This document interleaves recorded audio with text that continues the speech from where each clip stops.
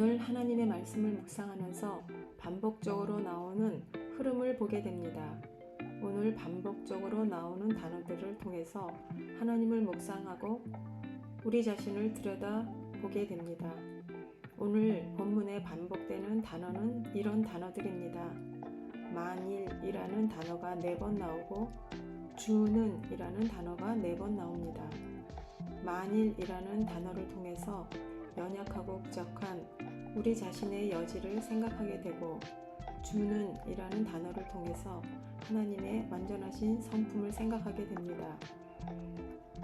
역사 이래로 가장 지혜로웠던 솔로몬이 성전 건축을 마치고 첫 봉헌 예배를 드릴 때 하나님께 드린 기도 내용입니다. 만일이라는 말을 통해 솔로몬은 하나님께 이런 기도를 드리는 것 같습니다. 죄로 인해서 연약한 우리가 하나님이 원치 않으시는 죄를 짓거나 또는 하나님의 말씀에 불순종할 경우에 물론 현재 당장 일어난 일은 아니지만 앞으로 미래에 얼마든지 그럴 가능성이 많은 우리 인간들의 나약함을 하나님 앞에 표현하고 있는 것 같습니다. 예수님이 제자들에게 마음이 원이로되 육신이 연약하도다 하셨던 말씀처럼 이렇게 거룩한 성전을 짓고 첫 봉헌 예배를 드리는 솔로몬은 자기 자신을 포함해서 연약한 인간들이 얼마 안 가서 하나님의 은혜를 잊어버리고 하나님이 원치 않는 길을 얼마든지 갈 수 있다는 것을 하나님 앞에 고백하고 있는 것 같습니다. 오늘 본문에서 4가지 상황을 열거하고 있습니다. 그는 주는 이라는 단어를 통해 하나님의 성품을 담보로 용서해 주시길 간구하고 있습니다. 성경을 읽다 보면 수많은 곳에 공통적으로 하나님의 성품이 기록되어 있습니다. 그 시작은 출애굽기 같습니다. 모세를 통해 출애굽한 이스라엘 백성들은 하나님을 잘 모릅니다.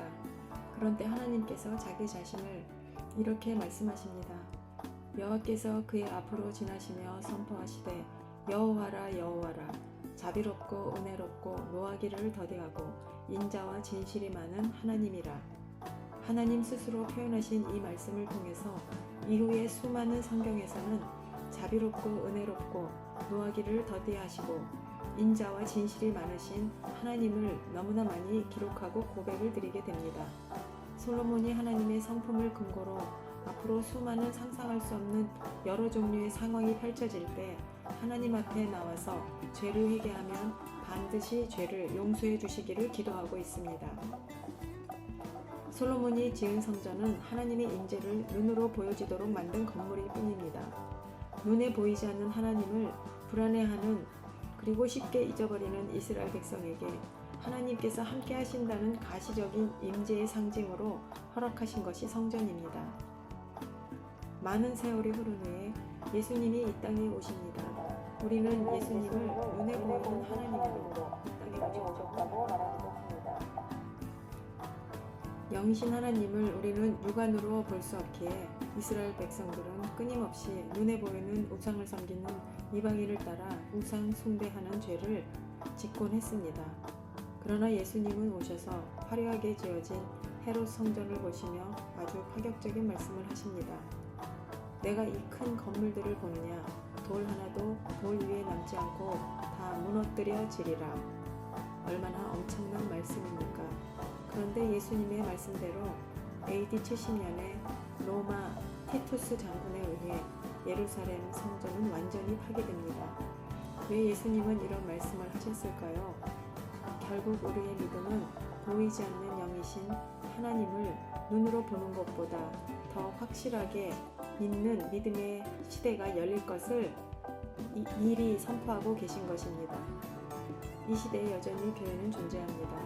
요즘도 여전히 곳곳에서 교회 분쟁이 있고 교회 분쟁의 마지막에 이르게 되면 결국 건물 나누기로 마무리가 짓게 되는 아주 슬픈 현실입니다. 예수님을 통해 시작된 교회는 건물이 아니라 하나님의 임재와 통치의 선포인데 우리는 여전히 보이는 성전 중심의 교회 건물을 생각합니다. 아이러니하게 교회의 분란을 통해 진정한 교회인 성도들이 상처를 입고 시험에 들고 예수님을 떠납니다. 이러한 우리들의 모습을 바라보시는 예수님의 마음은 어떠실까요? 이제 우리는 예수님께서 주시하시는 새로운 시각으로 우리의 삶과 우리의 믿음의 세계관을 바꾸어야 합니다. 먼저 가장 소중한 교회로서 우리 자신 안에 성령님이 임재하에 다스림을 받고 있는지 확인해야 합니다. 매주 교회에 나간다고 크리스찬이 아니라 진짜로 예수님을 구주로 고백하고 예수님과 생명의 관계를 맺고 그분의 다스림 안에 있는지 확인하고 그렇다면 당신은 진정한 교회 성전이 맞습니다. 오늘도 예수님 안에서 평안하시기를 기도합니다. 아멘.